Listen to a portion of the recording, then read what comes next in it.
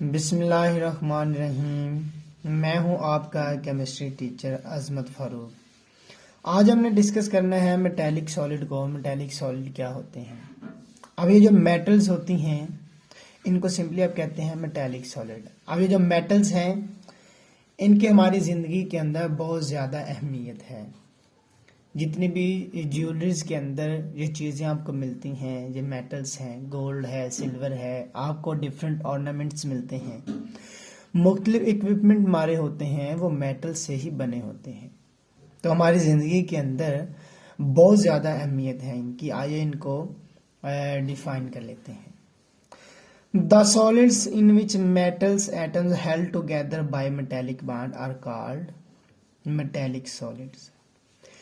अब ये वो वाले सॉलिड हैं जिनके अंदर मेटल के एटम जो हैं वो एक मेटेलिक बॉन्ड के जरिए आपस में जुड़े होते हैं। इनको हम कह देते हैं मेटेलिक सॉलिड। इनके एग्जांपल्स के अंदर हमारे पास सोडियम मेटल है, एल्यूमिनियम, उसके बाद गोल्ड है, सिल्वर है वगैरह एंड मैनी मोर्स। अब मेटेलिक सॉलिड को डिफरेंट थ्योरीज ने डिस्कस किया, डिफरेंट थ्योरीज ने इनकी एक्सप्लेनेशन की मेटेलिक सॉलिड के बारे में। तो सबसे पहले जो थ्योरी है वो हमारे पास है इलेक्ट्रॉन पूल थ्योरी या इलेक्ट्रॉन गैस थ्योरी। इसके मुताबिक सॉलिड को एक्सप्लेन कर लेते हैं कि जो मेटेलिक सॉलिड हैं वो क्या होते हैं। ये जो थ्योरी है ये ड्रूड ने प्रपोज की और इसको एक्सटेंड किया लॉरेन ने इन 1923 के अंदर। इसके अंदर होता क्या है कि ये इलेक्ट्रॉन पूल थ्योरी जो कहती है, ये आपके पास आपके सामने जो है एक मैं आपको स्ट्रक्चर दिखाने लगा हूं, आपने इसके ऊपर फोकस करना है। अच्छा जी, इलेक्ट्रॉन पूल थ्योरी के मुताबिक आपके पास जो मेटल है, जो मेटेलिक सॉलिड है, इसके अंदर जो आयंस, इसके अंदर जो एटम्स हैं वो क्या करते हैं, उनके जो वैलेंस शेल हैं वो अपने वैलेंस शेल में से इलेक्ट्रॉन को लूज करते हैं क्योंकि उनकी आयोनाइजेशन एनर्जी जो है वो बहुत लो होती है। अब इलेक्ट्रॉन लूज करेंगे तो वो इस तरह से क्या करेंगे, इनके गिर्द ऐसे फैल जाएंगे। अब देखिए ये आपको ऐसे ही नजर आ रहा है जैसे इनके इलेक्ट्रॉन के पूल एक सलाब के अंदर आपको ये जो मेटेलिक आयंस हैं ये नजर आ रहे हैं। तो यही ये थ्योरी कहती है कि जो मेटल्स आयंस हैं वो इलेक्ट्रॉन के पूल के अंदर डूबे होते हैं और ये जो इलेक्ट्रॉन्स हैं ये क्या करते हैं, इन आयंस को आपस में जोड़े रखते हैं। और मेटेलिक बॉन्ड है आगे हमारे पास, उसको डिस्कस कर लेते हैं। मेटेलिक बॉन्ड क्या है? The force which binds metal cation to a number of electrons in crystal. ये आपके पास मेटेलिक सॉलिड का एक क्रिस्टल है, तो इसके अंदर ये आपके पास आयंस हैं, इनके अंदर इलेक्ट्रॉन्स हैं। अब ये जो आयंस हैं इस इन इलेक्ट्रॉन के साथ जिस फोर्स के जरिए जुड़े हैं इसको हम कह देते हैं मेटेलिक बॉन्ड। आगे हमारे पास है दूसरी थ्योरी वीबीटी, इसको भी डिस्कस कर लेते हैं। वीबीटी थ्योरी जो है, अब वीबीटी के मुताबिक जो मेटेलिक बॉन्ड है ये कोवलेंट इन नेचर होता है और ये डीलोकलाइज होता है। एक होता है लोकलाइज्ड, एक होता है डीलोकलाइज्ड। लोकलाइज से मुराद होता है कि इलेक्ट्रॉन जो है अपनी जगह पे फिक्स्ड होते हैं, वो मूवमेंट नहीं कर रहे।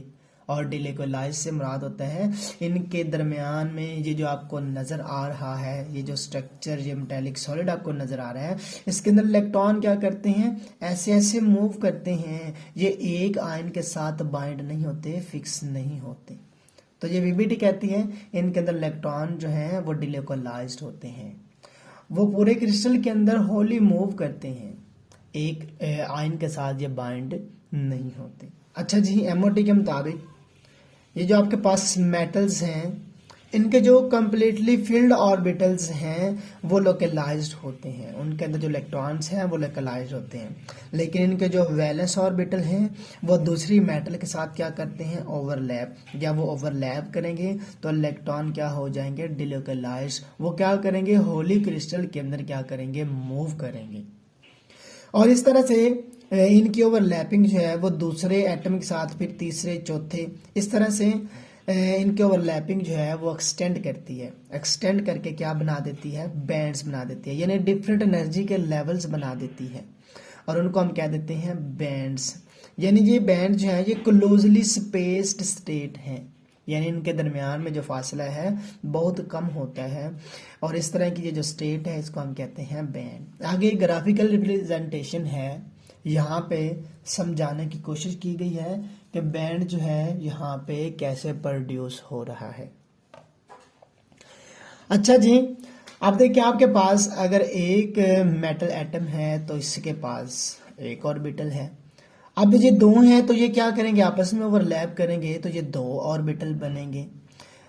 तो इसी तरह आपके पास ये देखिए यानी दो लेवल ये बनेंगे, एनर्जी के लेवल ये बन जाएंगे। अब तीन है आपके पास तो ये तीनों ओवरलैप करेंगे, इधर से ओवरलैपिंग होगी तो ये आपके पास तीन लेवल बनेंगे। इस तरह अगर आपके पास नंबर ऑफ एटम्स हैं मेटल के तो आपस में ओवरलैप करेंगे, अपने वैलेंस ऑर्बिटल में से इलेक्ट्रॉन को क्या करेंगे, फ्रीली कर देंगे। तो यहाँ पे ये क्लोजली स्पेस्ड प्रोड्यूस हो जाएंगी, इनको हम कह देंगे बैंड्स। अच्छा जी, आगे प्रॉपर्टीज की बात कर लेते हैं। मेटेलिक सॉलिड की प्रॉपर्टीज कैसी होती हैं। पहली प्रॉपर्टी है मेटल की कंडक्शन। अब मेटल जो होती है इसको जब अगर आप इलेक्ट्रिक फील्ड के अंदर रखते हैं, क्योंकि हमें पता है कि मेटल्स के अंदर फ्री इलेक्ट्रॉन मौजूद हैं, तो जब आप इसको इलेक्ट्रिसिटी प्रोवाइड करते हैं तो फ्री इलेक्ट्रॉन की वजह से क्या होता है, इलेक्ट्रिसिटी पास करती है। जब आप इसको इलेक्ट्रिसिटी देते हैं तो होता क्या है कि electron energy electrical energy absorb करते हैं और क्या करते हैं, मूवमेंट स्टार्ट कर देते हैं। यहाँ पे एक इलेक्ट्रिकल फील्ड अप्लाई की गई है, ये नेगेटिव है, यहाँ पे पॉजिटिव टर्मिनल है बैटरी का। अब देखिए जब इसको जोड़ा जाता है तो क्या करता है, इलेक्ट्रॉन यहाँ से नेगेटिव से पॉजिटिव टर्मिनल की तरफ क्या करते हैं, मूव करते हैं। तो ये मूवमेंट है, ये क्या है, एक करंट है, यहाँ पे एक करंट है, क्योंकि इलेक्ट्रॉन के मूवमेंट को हम क्या कहते हैं, करंट। अच्छा, आगे एक और है बड़ा इंपॉर्टेंट क्वेश्चन है कि इलेक्ट्रिक मोस्टली जो है इलेक्ट्रिकल कंडक्टेंस जो है decreases with increases of temperature. अगर आप ज़्यादा टेम्परेचर दे दें तो ये जो इलेक्ट्रिकल कंडक्टेंस है वो डिक्रीज हो जाती है। होता क्या है कि जब आप इसको ज़्यादा टेम्परेचर देते हैं तो ये जो आपके पास आयंस हैं ये क्या करते हैं, आप इस तरह ओसिलेट करना शुरू कर देते हैं। जब ये ओसिलेट करेंगे तो यहाँ पे इलेक्ट्रॉन को मूव करने के लिए जगह नहीं मिलेगी, ये इसकी रास्ते की आगे आ जाएंगे तो इसकी मोशन को क्या कर देंगे, हिंडर कर देंगे, इसके अंदर रुकावट पैदा कर देंगे। जब इलेक्ट्रॉन की मूवमेंट के अंदर रुकावट पैदा होगी तो जो कंडक्शन होगी वो क्या हो जाएगी, कम। अच्छा जी, आगे इनकी नेक्स्ट प्रॉपर्टी है थर्मल कंडक्टिविटी। यानी जब आप मेटल को हीट करते हैं तो हमें पता है इसके अंदर फ्री इलेक्ट्रॉन मौजूद हैं, वो एनर्जी इलेक्ट्रॉन एब्जॉर्ब करते हैं और एब्जॉर्ब करके अपने साथ वाले जो एडजेसेंट इलेक्ट्रॉन्स होते हैं उनके साथ क्या करते हैं, कोलाइड करते हैं। कोलाइड करके अपनी एनर्जी उनको ट्रांसफ़र करते हैं, फिर आगे वो कोलाइड करते हैं, फिर आगे। यानी इस तरह से एनर्जी लेके इलेक्ट्रॉन की एक मूवमेंट स्टार्ट हो जाती है। तो इसी वजह से इनकी जो थर्मल कंडक्टिविटी है वो शो होती है। अब देखिए ना, अगर आपके पास एक लोहे की कोई सुलाख हो, आप उसको गर्म करें तो होता क्या है कि थोड़ी देर बाद जहाँ से आपने इसको पकड़ा होता है वहाँ से भी वो गर्म होना शुरू हो जाती है। वजह क्या है कि उसके अंदर फ्री इलेक्ट्रॉन्स हैं, वो एनर्जी गेन करके आगे एनर्जी ट्रांसफ़र कर रहे हैं। तो इसी वजह से वो सारी सुलाख जो है एक वक्त के बाद वो गर्म हो जाएगी।